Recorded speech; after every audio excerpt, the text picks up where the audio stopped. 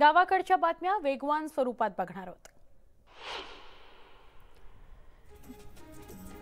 देव तारी त्याला कोण मारी याची प्रचिती देणारी घटना मालेगाव चाळीसगाव मार्गावर घडली आहे। भरधाव वेगाने जाणाऱ्या कारने बाईक स्वाराला धडक दिली। धडक इतकी भीषण होती की दुचाकी स्वार काही अंतरावर दूर फेकला गेला, मात्र त्याला किरकोळ मार देखील लागला नाही। अपघाताचा थरार सीसीटीव्हीत कैद झालाय।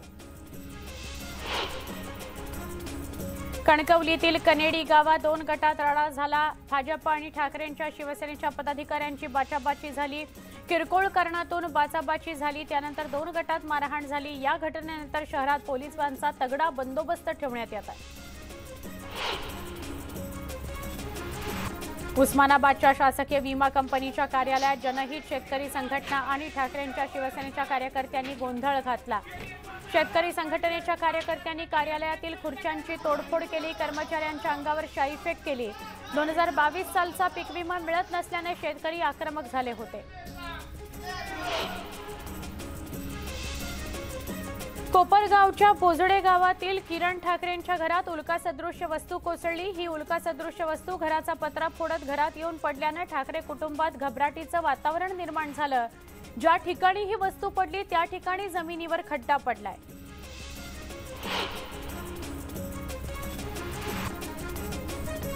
औरंगाबादच्या मुकुंदवाडी पोलीस ठाण्यात विलासगिरी या तरुणाने स्वतःच्या अंगावर डिझेल टाकून आत्मदहन करण्याचा प्रयत्न केला, मात्र पोलिसांच्या प्रसंगावधानामुळे अनर्थ टळला। फसवणूक झाल्याच्या कारणातून तरुणाने आत्मदहनाचा प्रयत्न केलाय।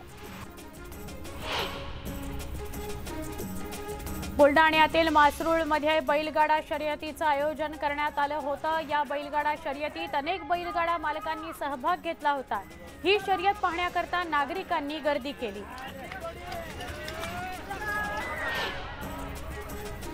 उपप्रादेशिक परिवहन विभागाकडून रिक्षा चालकांसाठी लावण्यात आलेल्या अतिरिक्त शुल्काविरोधात सांगलीतील रिक्षा चालक रस्त्यावर उतरले। रिक्षा चालकांनी चिंतामणनगर रेल्वे पुलापासून आरटीओ कार्यालयापर्यंत दंडवत आंदोलन केलं। आपल्या मागण्यांकडे सगळ्यांचं लक्ष वेधलं। अकोला वाढीव हद्दीतील ग्रामपंचायत कर्मचारी कृती समितीने काम बंद आंदोलन सुरू केले। 31 ऑगस्टला महापालिकेची हद्दवाढ होऊन 6 वर्षांचा कालावधी झाला, मात्र अद्यापही ग्रामपंचायतीतील कर्मचाऱ्यांना महापालिकेत समायोजन न केल्याच्या निषेधार्थ हे आंदोलन करण्यात येत आहे। येवल्यात हवामान बदलाचा फटका कांदा पिकांना बसलाय। कांद्याच्या पिकांवर करपा मावा रोगाचा प्रादुर्भाव झाला, त्यामुळे कांद्याच्या उत्पन्नात मोठी घट झाली। पाटोद्यातील एका शेतकऱ्याने शेतात मेंढ्या सोडून दिलेल्या आहेत।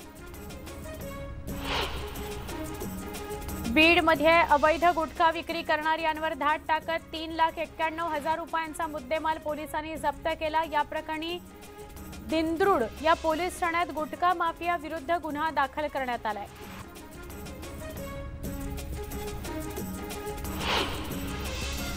पन्नासच्या वर ई चलान थकीत असलेल्या वाहनं जप्त करण्याची मोहीम नागपूर पोलिसांनी सुरू केली आहे। त्यामुळे गैरसोय टाळण्याकरता थकीत ई चलान भरण्याचं आवाहन नागपूर वाहतूक पोलीस उपायुक्त चेतना तिडके यांनी केलंय। रायगडच्या रोह्यामध्ये महावितरणचा कनिष्ठ अभियंता ओम शिंदे एसीबीच्या जाळ्यात अडकलाय। तक्रारदाराच्या घराचा खंडित वीज पुरवठा सुरळीत करण्याकरता त्यानं 20,000ची लाच मागितली होती। तडजोडीनंतर 15,000 स्वीकारताना त्याला रंगेहात पकडण्यात आलं।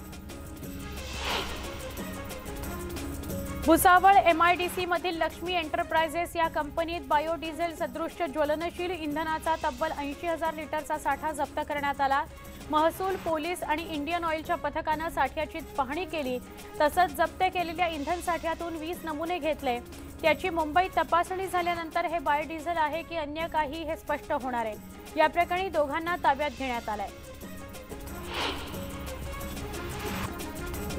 बीड नगरपालिकेच्या हलगर्जीपणामुळे तब्बल 2,23,00,000 रुपये खर्च करून बांधलेल्या वातानुकूलित भाजी मंडई लोकार्पण करण्यावाचून धुळखात पडू नये, त्यामुळे भाजी विक्रीसाठी जागा नसल्याने व्यापारी आणि शेतकऱ्यांना रस्त्यावर नाल्याच्या शेजारी बसून भाजीपाला विकावा लागतोय।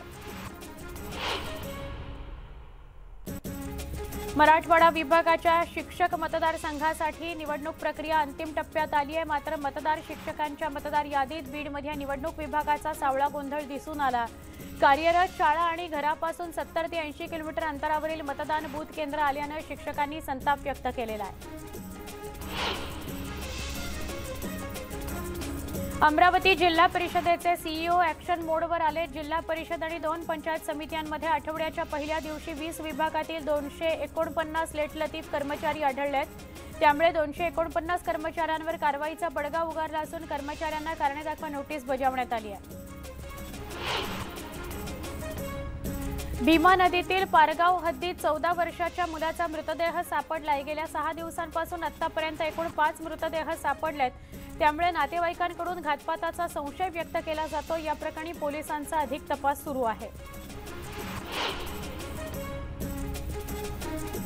बोईसरमधील डॉक्टर शिंदे यांना झालेल्या मारहाण प्रकरणात आता मनसे आणि डॉक्टर शिंदे वाद चिघळणार आहे। पोलिसांनी 307 सह विविध कलमांअंतर्गत पालघर जिल्हाध्यक्ष समीर मोरे आणि त्यांच्या साथीदारांना अटक केल्यानंतर मनसे आक्रमक झाली। गावरान मिरचीसाठी प्रसिद्ध असलेल्या नांदेडमधील बरबडा गावात सध्या मिरचीच्या तोडणीला सुरुवात झाली आहे। रंगाने लाल आणि चवदार असलेल्या या मिरचीला तेलंगणासह मराठवाड्यातून मोठी मागणी आहे। शिक्षण हक्क कायद्यानुसार शिक्षकांच्या सगळ्या जागा भरल्या पाहिजेत। मात्र बीड जिल्ह्यात 12 माध्यमिक उर्दू शाळांमध्ये अनेक शिक्षकांच्या जागा रिक्त आहेत। त्यामुळे संताप व्यक्त केला जातोय। विद्यार्थ्यांचे शैक्षणिक नुकसान थांबवा अशी मागणी पालकांनी केली आहे। विदर्भ एक्सप्रेस अकोला रेल्वे स्टेशनमधून रवाना होताना एक्सप्रेसमध्ये चढण्याच्या प्रयत्नात एका व्यक्तीचा तोल गेला। यावेळी तिथे कर्तव्यावर असलेले रेल्वे पोलीस विलास पवार यांनी प्रसंगावधान दाखवलं, त्यांचा जीव वाचवला। ही घटना सीसीटीव्हीत कैद झाली आहे। बीडमध्ये गेल्या 3 ते 4 वर्षांपासून खोदून ठेवलेल्या राष्ट्रीय महामार्गाचं काम अद्याप पूर्ण झालं नाही। त्यामुळे या ठिकाणची अपघाताचं प्रमाण वाढलंय। अनेकांचे बळी गेलेत। त्यामुळे संबंधित विभागातील अधिकाऱ्यांवर कारवाईची मागणी करण्यात आली। पंढरपुरातल्या नवी पेठेतील अतिक्रमण हटवा अशी मागणी व्यापारी महासंघाने केली आहे। या संदर्भात त्यांनी नगरपालिका आणि पोलीस अधिकाऱ्यांना निवेदन दिलं। शहरातील वाहतूक कोंडी कमी करण्यासाठी तात्काळ अतिक्रमण हटवण्याची मागणी करण्यात आली। कोल्हापुरातल्या अंबाबाई मंदिर परिसरात स्वच्छतागृह नसल्याने पर्यटकांसह महिलांची मोठी गैरसोय होती आहे। त्यामुळे शिवसेनेच्या नेतृत्वाखाली मोठ्या संख्येने महिलांनी जिल्हाधिकारी कार्यालयावर मूक मोर्चा काढला।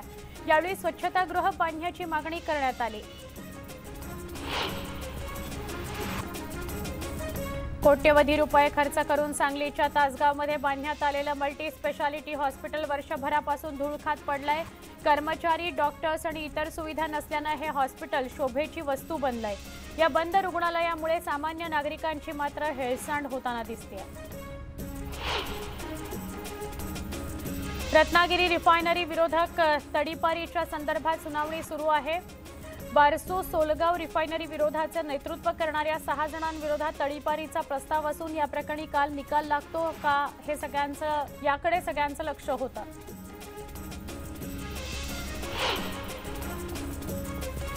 पिंपरी चिंचवड महापालिकेच्या विद्यानिकेतन शाळेत 6वीत शिकणाऱ्या ओमकार लकडे याने चक्क एका पायावर रायगड सर केला। त्याच्या या साहसाचं सर्वत्र कौतुक होतंय।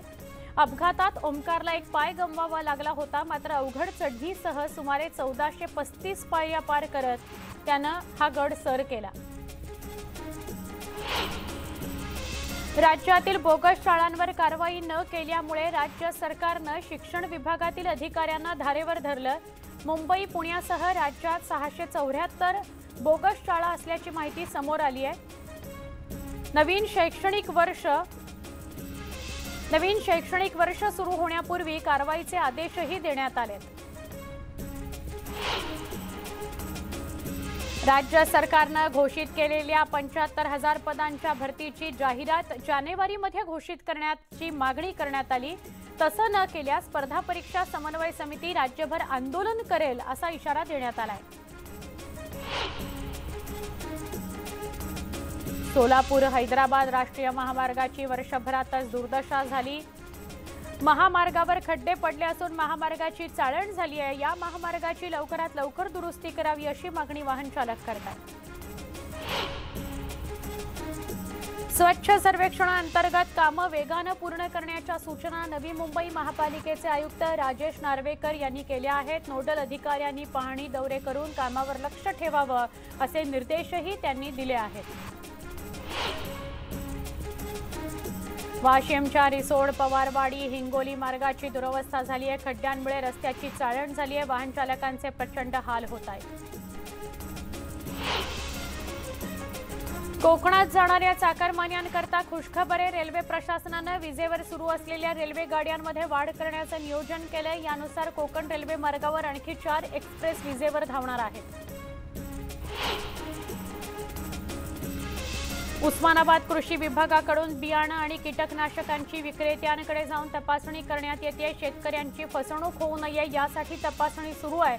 आतापर्यंत 24 विक्रेत्यांवर कारवाई करण्यात आली आहे।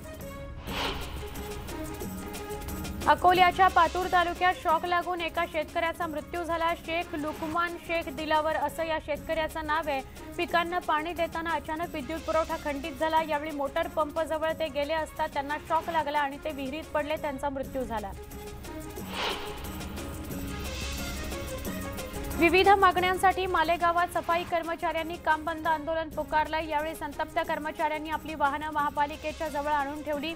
यामुळे शहरात घाणीचं साम्राज्य पसरलंय। पालिका प्रशासनाने यावर तातडीने तोडगा काढावा अशी मागणी केली जाते। बुलडाणा जिल्हाधिकारी कार्यालयाबाहेर एका शेतकऱ्यानं आंदोलन केलं। खडकपूर्ण प्रकल्पांतर्गत पाट बांधण्यात आला, त्यामुळे 1.5 ते 2 एकर जमीन पाण्याखाली गेली आहे। त्यामुळे नुकसान होत आहे। नुकसान भरपाईची मागणी शेतकऱ्यांकडून केली जाते।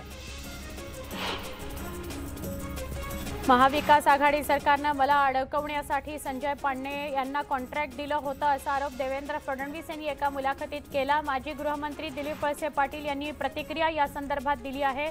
माझ्या गृहमंत्रीपदाच्या काळात असा प्रकार घडलेला नाही। महाविकास आघाडी सरकारमध्ये अशी कोणतीही योजना नव्हती। काँग्रेसचे प्रदेशाध्यक्ष नाना पटोलेंनी देखील देवेंद्र फडणवीस यांचे सगळे आरोप खोडून काढलेले आहेत। जनतेचे लक्ष दुसरीकडे वळवण्याचा हा फडणवीसांचा प्रयत्न आहे असा टोला नाना पटोले यांनी लगावला। देवेंद्र फडणवीस यांनी खासगी वाहिनीला दिलेल्या मुलाखतीत कोणत्याही परिस्थितीत मला अडकवून अटक करण्याचे निर्देश तत्कालीन पोलीस कमिशनर पांडे यांना दिले गेले होते असा गौप्यस्फोट केला होता। यावर चंद्रशेखर बावनकुळे यांनी बोलण्यास नकार दिलेला आहे।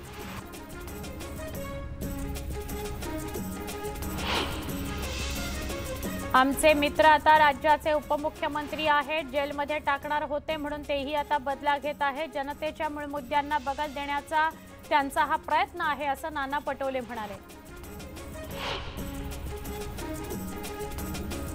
उद्धव ठाकरेंची विसरण्याची पद्धत वाढली आहे। 2019च्या निवडणुकीत शिवसेनेचे जे खासदार आमदार निवडून आलेत ते मोदींच्या नेतृत्वात निवडून आलेत हेही ते विसरलेत असा टोला चंद्रशेखर बावनकुळेंनी लगावला।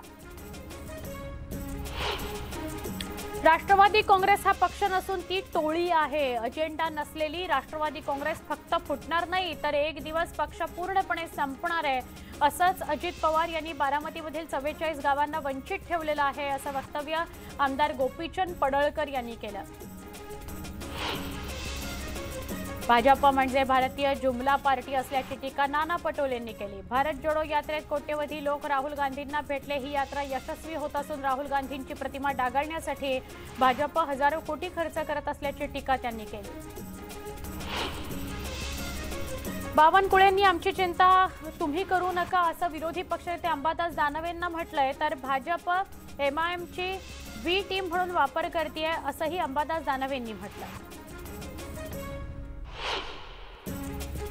जिहाद्यांना पाठबळ देणारं वक्फ बोर्ड उद्ध्वस्त करायला पाहिजे असं वक्तव्य हिंदू राष्ट्र संघटनेचे धनंजय देसाई यांनी केलंय। त्याशिवाय छत्रपती संभाजीराजे यांना धर्मवीर न म्हणणारे अजित पवार यांची वक्तव्य म्हणजे राजकीय जिहाद असल्याची टीका त्यांनी केली। पंढरपूर अर्बन बँकेच्या चेअरमनपदी सतीश मुळेंची निवड झाली आहे तर व्हाईस चेअरमनपदी माधुरी जोशींची निवड झाली आहे। अर्बन बँकेची निवडणूक बिनविरोध झाली होती। या निवडणुकीमध्ये भाजप आमदार प्रशांत परिचारक यांच्या पॅनलचा विजय झाला होता। नांदेड जिल्ह्यातील देगलूरमध्ये महिलेच्या हत्येने खळबळ उडाली आहे। शास्त्रीनगर इथं एका घरात दरोडेखोरांनी दरोडा टाकला। 65 वर्षाच्या महिलेची हत्या केली। चंद्रकला पाटील असं महिलेचं नाव होतं. तिच्या पतीचे हातपाय बांधून त्यांनाही मारहाण करण्यात आली. त्यानंतर दरोडेखोरांनी 4 लाखांचा ऐवज घेऊन पळ काढला.